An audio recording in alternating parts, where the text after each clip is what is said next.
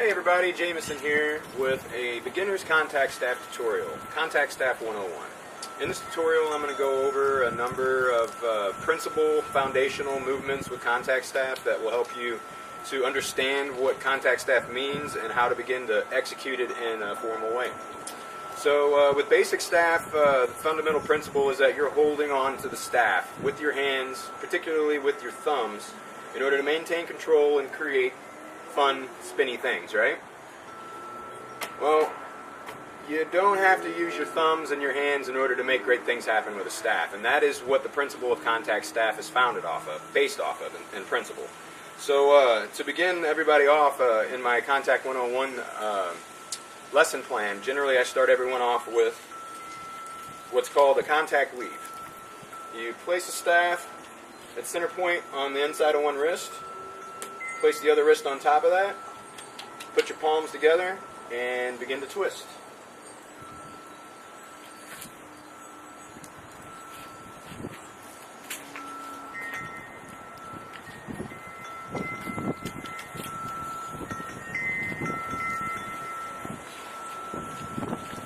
Yeah, simple enough. Trick number one.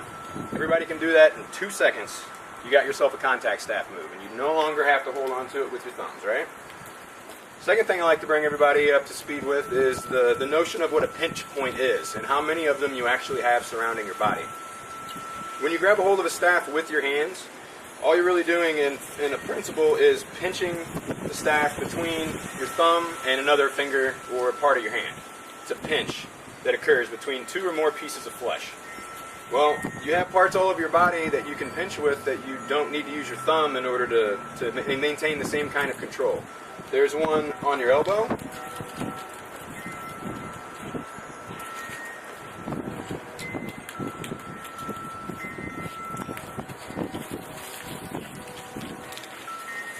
Yeah.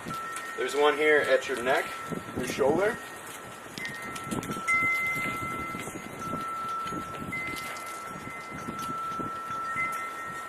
Yeah. There's one behind your neck and your shoulders.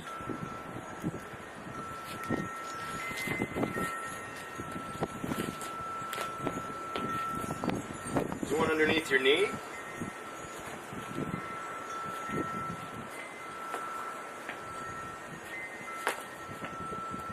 There's one here at your hip.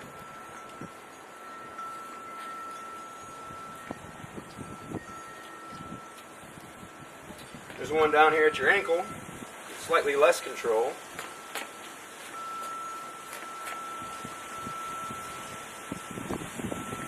And there's one at your wrist.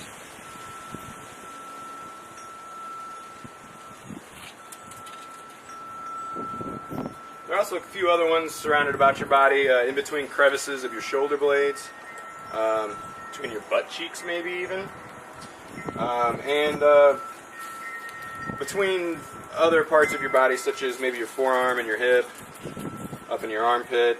There's a lot of places around your body you can tuck a staff and maintain control and use that as a means to launch it into another trick. You don't need your hands to make all of this happen. So moving on from there, I like to start getting everybody used to wrist wraps and how to utilize your wrist as a pinch and use that as a means to enter into and exit into other things.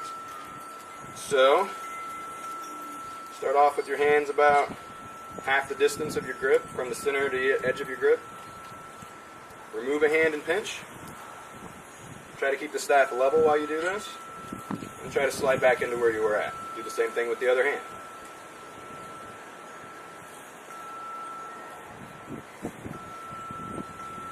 Yeah, what you should notice is that gravity takes over, tries to pull the long end of the staff down to the ground, and you have to apply a certain amount of pressure depending on how heavy your staff is and how far from the center point you've pinched. You have to push a certain amount put a certain amount of pressure on that point in order to keep the staff level. If you don't, gravity will take over and it'll sag, right? You're going to try to keep it level at this point. So try doing the same thing and spread your hands out even further. Go to the edge of your grip and try to do the same thing.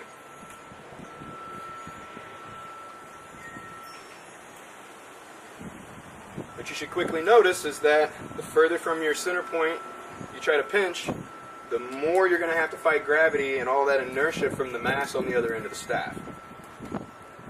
The faster it's going to try to move, the more pressure you're going to have to apply. Slide our hands now into about 3 inches away from the center point and try it again. Should be pretty obvious. At this point, you're not going to have to push as hard to apply your pinch to maintain control. And then if you try it again at the center point, you should quickly find you don't have to push at all because it's balanced, right? So moving on from that, take that same kind of idea and try to apply it toward a rack. So let's start with our hands equidistant again, down the middle, kind of splitting the gap of your center point and all of your grip. And we're going to pinch. I'm going to let gravity take over so the staff dangles and drops. And then I'm going to transfer it over to the other wrist and try to slide it up. So we've done 1/2 of a rotation with the staff. Try to make this transition as smooth as possible. Try to put just enough energy and just enough pinch into it so that it lands on the other side smoothly and not something like, oh, too much, or oh, too little. Try to get just enough energy put into the staff so that it lands level and smooth on the other side.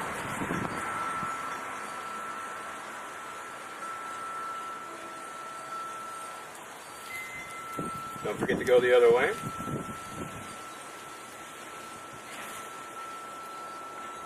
And we're just transferring from the back side of one wrist to the back side of the other in this instance.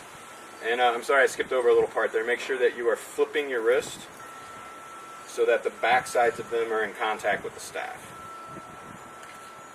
rather than that. Use the backs of your wrists for this one. Easy enough, right? So moving on from that, let's apply what we just did into a continuous half wrist wrap rather than just 1/2 of a wrist wrap like I just showed you there. For this one, we're going to go ahead and put our hands significantly closer to the center point so that you're just off center with it. And the staff should start to dangle on its own. We're going to flip our wrist and transfer that center point over to the other wrist so we get to the other side. And then if you want, you can slide back out. But the next step is to have enough momentum for the staff to carry over. So for instance, we're starting on my left wrist. I'm going to transfer it over to my right. And I want just enough energy for it to start to fall off of my right wrist. Just before that happens, I reach my left hand underneath my right arm and catch the staff before it falls off of my right wrist. So once again, it's on the left. I transfer it over to the right. And as it's about to fall, I take my left hand out of the picture, slide it underneath my right arm, and let it transfer onto the back of my left wrist. And I'm right back where I started. Balance on the left wrist. Transfer to the right, it starts to fall, I reach under and stop it from doing so. We're right back where we started. So you can make that continuous and keep in mind, the harder you pinch, the more control and maintenance you have over gravity's manipulation of the staff.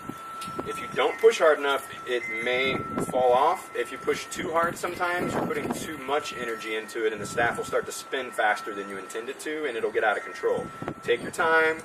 Push the amount that's necessary to maintain control, and just that. Don't go under, don't go over. You should be able to tell where it is. If you're doing too much, well, it should look something like this.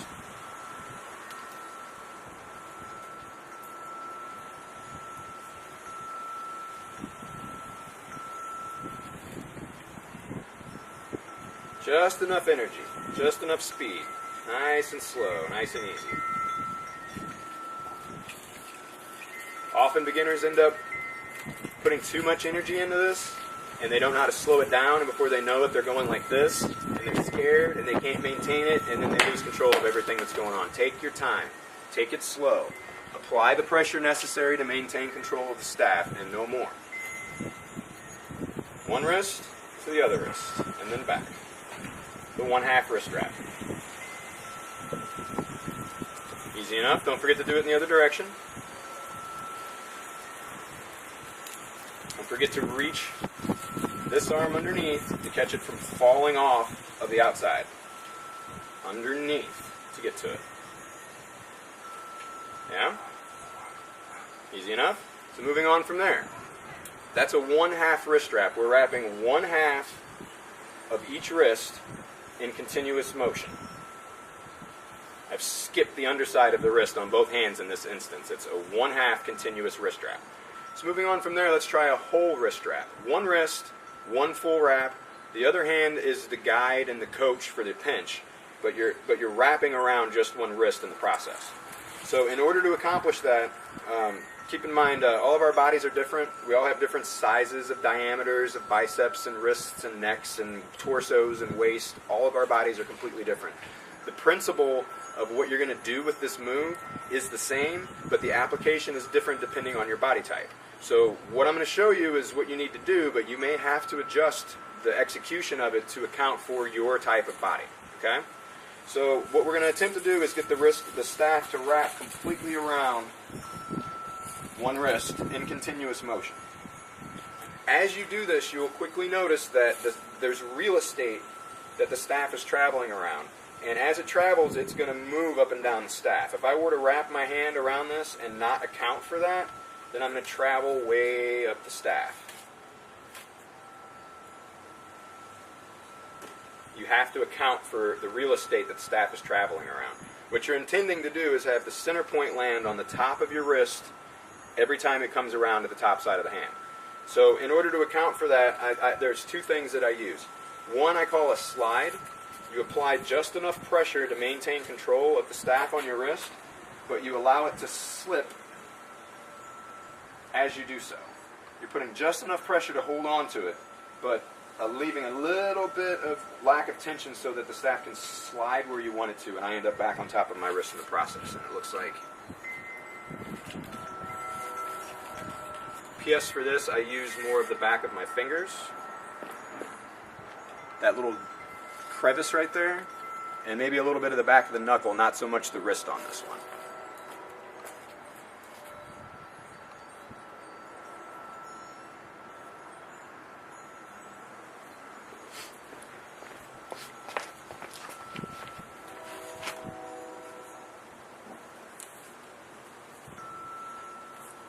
Let it slide because I want that center point to land on top of my wrist. And the other hand just coaches it around. Alright? Don't forget to do it with the other hand. And then, like I said, there's two ways I like to go about doing this trick. The first one is the slide. The second one is just a lift. Rather than letting the staff slip and slide around my wrist, I'm going to actually let it transfer onto my hand, and I reach underneath and scoop and place it on top.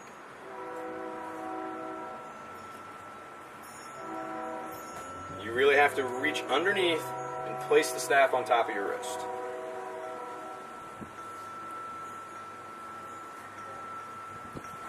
It's best to try to do this. I'm demonstrating this to you with poor posture so that you can see from the angle that you're at with the camera here. But it's best to try to do this with clean posture. Make sure that your arm is straight out. If your arm is drooping, you're going to have a tendency for it to roll down and off of your hand. If your arm is too high, it's going to come back up at your face, which is good if you want it to do that. But for now, just focus on keeping good posture, scooping and placing. Yeah. Don't forget to do it with the other hand. And you can do this by the way, I'm doing this with my right hand, wrapping my left wrist, so that my right hand goes underneath my left arm and place on top. It goes around to the outside of my arm and places on top. If I were doing it around my right wrist, I would only use my left hand and I would reach underneath my right arm and place it on top of my right wrist. Don't try going this way.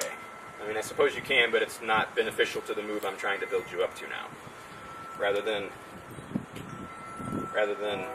this, try to make sure you're doing this. Reaching underneath and placing on top.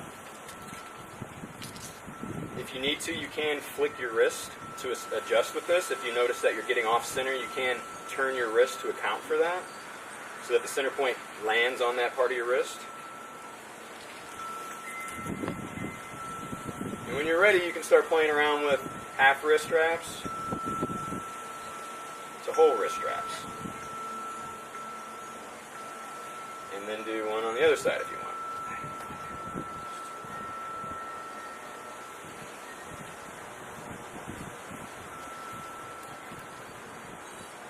And then back to half wrist strap. Easy enough?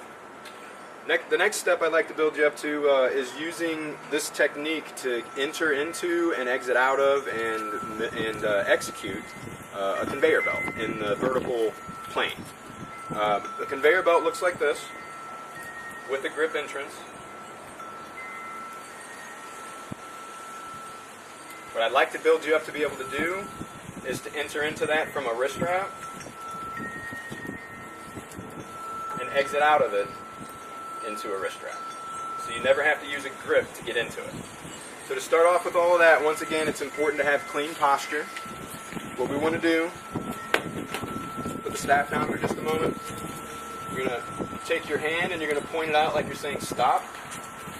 You got a nice 90-degree angle here. You don't want your arm down here. You don't want it up here. You want to be straight out with a 90-degree angle with your shoulders. You need clean posture for this movement. You're saying stop with your hand, and then we're going to hinge at our elbow at a horizontal. And you should have your hand coming in here and touching your collarbone, maybe even grabbing a hold of the collar of your shirt. Keeping, once again, 90-degree angle and clean posture here. And we want to have this elbow out in front of us, like so. You want to point straight in front of you with the tip of your elbow. You don't want to be over here. You don't want to be up here. You don't want to be down here. That's going to cause bad angles, bad planes, bad control. Nice, clean, square posture. It's a little uncomfortable at first to start stretching into this, but we're all capable of it, believe me. So with our hand like so, we're going to reach our arm underneath and place the staff on top. To start building you up into being able to do that, it's a good idea to start with not only doing a wrist strap here, but to start thinking about trying to do the same thing on different parts of the arm. So I'm going to do a wrist strap first, and then I'm going to try to do an elbow wrap. Continuous whole elbow wrap. This arm stays straight. This arm guides the whole thing. I'll do wrist. Then I'll do elbow. I'll do forearm. And then back to wrist. Slowly start gauging what you have to do. Once again, real estate. Keep in mind the travel because of real estate. My forearm is thicker than my wrist. There's more real estate there. I'm going to have to reach further to make that happen.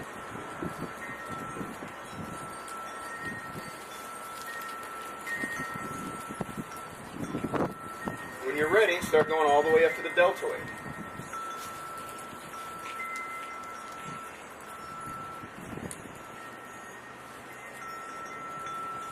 And then maybe the elbow, and then the wrist, and then the elbow, and then the deltoid, and then the wrist, and then the deltoid, and then the elbow, and then the deltoid, and then the wrist, and then the elbow, and then the deltoid. See where I'm going with that?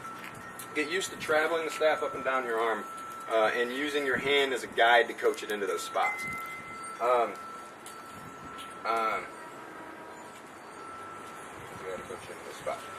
If you're having problems with the staff rolling away from you as you're doing this, your arm is probably down and you don't have good posture, and it will just slide right off of your hand because gravity will take over at that point. You need posture for this movement.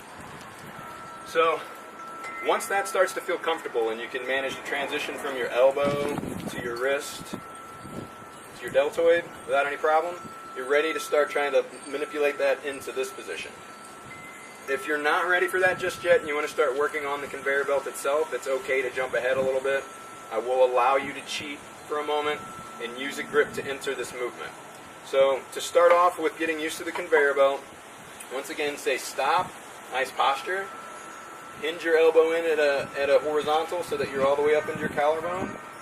Take the staff and place it down the middle of the meat. You want it down the middle of all of the flesh. That's your balance point, right? That's where I want the staff to land as this is going on. So to figure out where to grab a hold of the staff from in this movement, place it here, take your other hand and reach underneath your arm. Make sure you're in contact with your skin on your hand. and then grab a hold of the staff from there and pull it back out. That is the amount of space that I should need to reach back to that same spot and put the center point in that spot.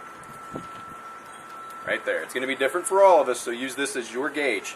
Make this placement, reach this hand underneath and grab a hold of the staff, and then pull it back out. That's how much space I need. Yours is going to be different. So from here, I'll take my elbow and I place this up. I got good posture. 90 degree. My elbow's pointed straight out in front of me. It's not over here. It's not down here. It's not up here. It's straight out in front of me. I'm going to take the other hand and I'm going to swing underneath. I'm going to gently release the staff onto my forearm and let go.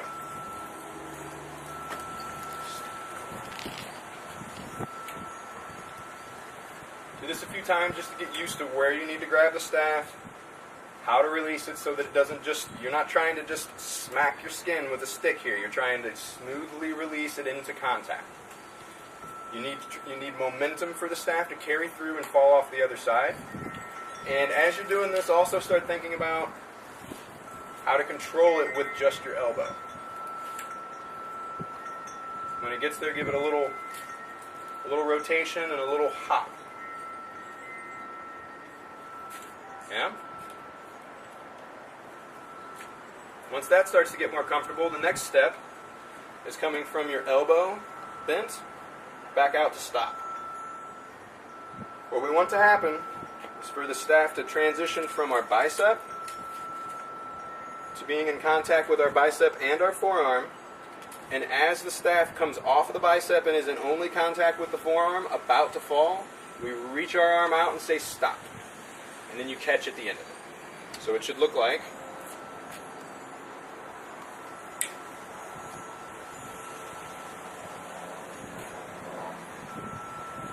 make sure you wait long enough for the staff to come into contact with your bicep, then your forearm, and then begin to come off of the bicep and only onto the forearm, about to fall, before you reach out and let the staff wrap your wrist into your hand.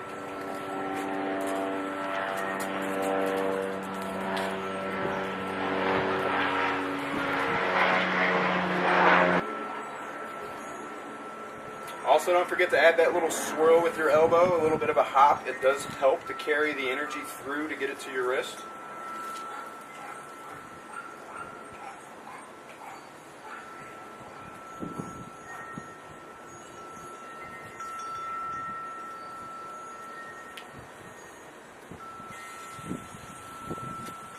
Alright. So the next step to follow through with the conveyor belt, you already know. It's the 1/2 wrist strap. Once this gets comfortable and you're able to catch it on the other end, the next thing to think about doing is transferring it off of that wrist rather than grabbing it. Transferring it off of that wrist over to your other wrist. In this instance with me, in this direction, it's my left arm, left wrist, over to the right wrist. So that would look like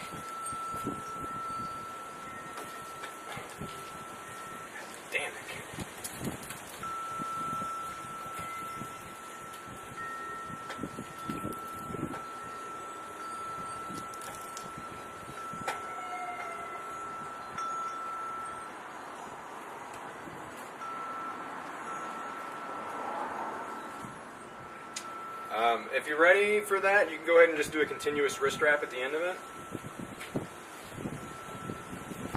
Continuous half. First thing I showed you.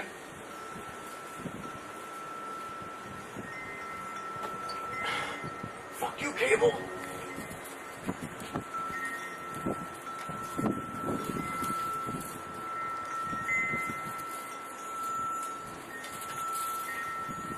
Yeah? Next step is the inverse of what we did with the first arm. Rather than starting with my elbow bent and then stretching out, I'm going to start with my arm stretched out and then I'm going to bring my elbow in. Much the same occurs with the little gesture you have to do with your elbow, except in this case we're doing it with our arm. Rather than just hinging straight on a horizontal plane and not breaking that plane at all, we're going to need to scoop and follow after the rotation of the staff a bit and lift our arm a tad before we place it here on our collarbone. So it's kind of like,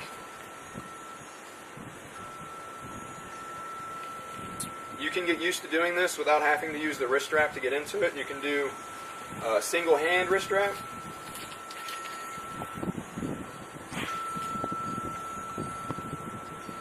In order to enter this, flick the staff onto the back of your wrist. As it lands here, and this end is going up, I'm going to follow after it with my hand. Bend my elbow and place the center point, hopefully, down the middle of my arm again.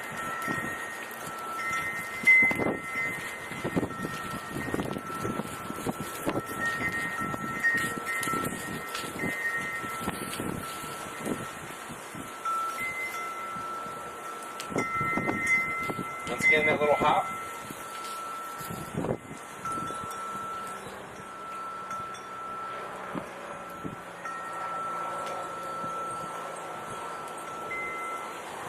Posture.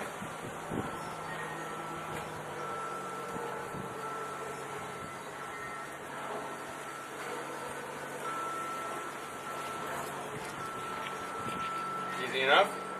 If that's good, you're ready to move on to the next step. Try doing that same thing without the grip. Start with your wrist strap.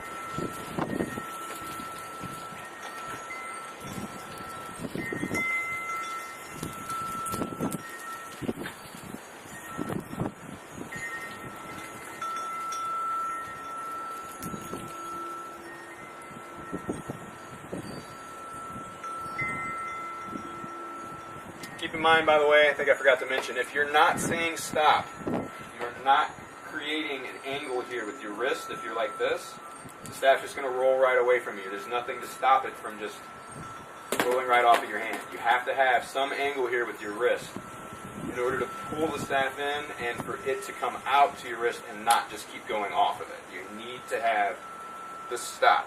Really need to make sure you got an angle there with your wrist. It doesn't have to be as straight as mine might be if your wrist doesn't flex quite that far in the beginning anyway. You can just have maybe something like this, but the straighter you can make it, the more 90 degree and more square angles you can have here, the cleaner your movements are going to be. Okay, so those are all the components of the wrist strap. What you may have, of the conveyor belt. What you may have already noticed is that 3 out of 5 of the movements in this continuous move are all the same thing. It's the half wrist strap.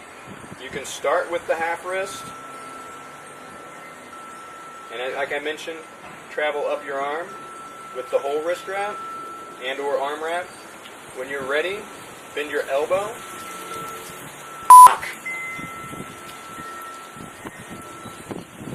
When you're ready, bend your elbow.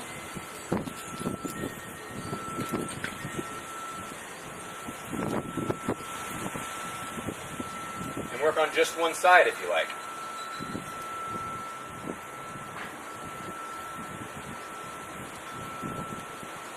And just use that wrist strap in between at the beginning and the middle as your means to enter and exit out of just one arm.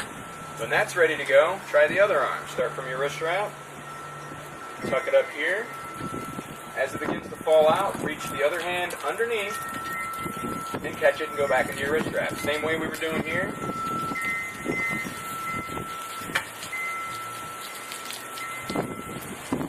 I'm going to reach underneath this as the staff's falling.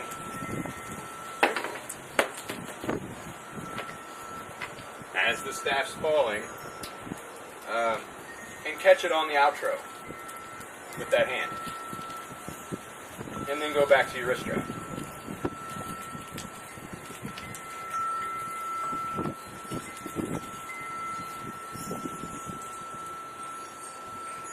Yeah? So once again, wrist strap in the beginning, wraps the bicep, the forearm, out to the wrist strap in the middle, wraps the forearm and the bicep the opposite order, falls off, and wrist strap at the end.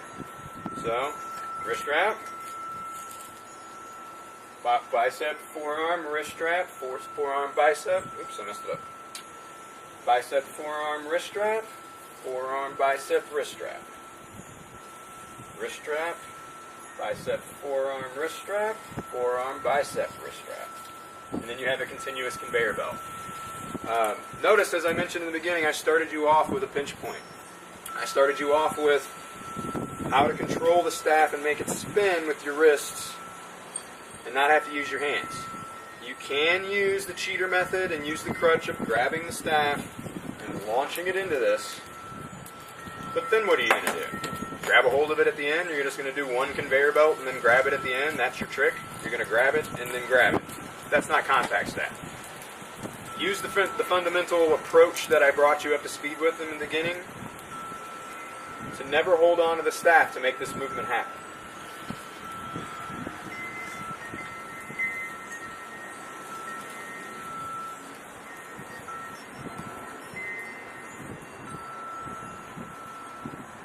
That's the conveyor belt, everybody. Up next, halos and how to use a conveyor belt and a halo together, and we call it a 360 halo and a pivot. Stick around.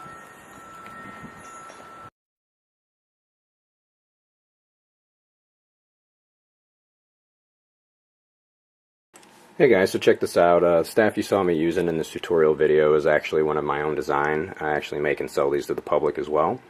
It was actually just a fire staff that I've dressed up with some color on it so that you could see it better in the video, and I also use it this way a lot for stage performances if I can't use fire. But this is what it looks like underneath all of it. It's actually a double wick fire staff, and I use 2-inch wide Kevlar and 2 feet of Kevlar on every wick or more. And I hand stitch all the wicking so that the Kevlar actually has a longer lifetime, and you don't have any exposed metal and screws to come into impact and break or cause damage to you or anything else that they might come into play with. And it's aircraft grade aluminum 6061, which is only the best. It does not bend under most conditions. It's very difficult to do anything to that aluminum, and the grip is actually a tacky, rubberized, pliable overgrip that works much better than the foamy, padded, impact-resisting grips that I see a lot of other manufacturers put on their staffs that don't actually do anything for contact staff. They just slide right off you most of the time. And the center point is actually glow tape so that you can see it in the dark. When you're doing tosses or on a dark night when the flame is blinding you from everything else, you will not have a problem seeing that center point.